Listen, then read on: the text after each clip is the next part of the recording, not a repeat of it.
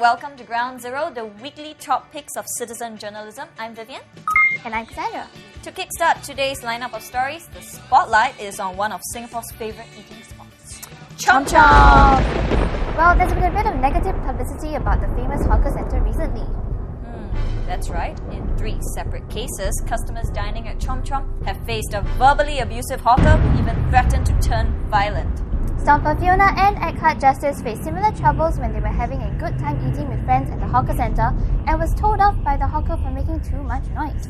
Stomper Fiona was out with a group of 15 friends. Hard to keep the noise down with that many people.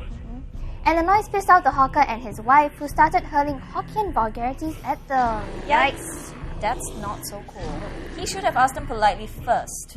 Exactly, and when one of Fiona's friends tried to intervene, the hawker took up a beer bottle and threatened the group with it. Now that's scary.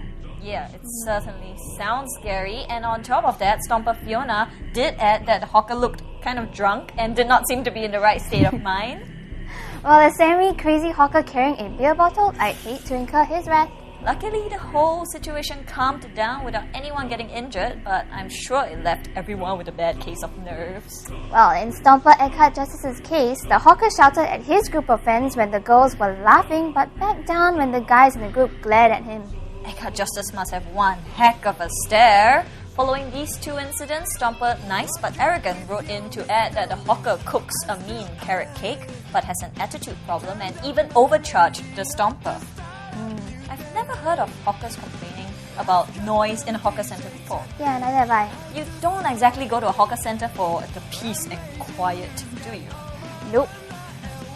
Yep, well, it's not a fancy restaurant and I wouldn't expect to have to mind the noise level in a hawker centre. That's oily, smoky and really, really crowded.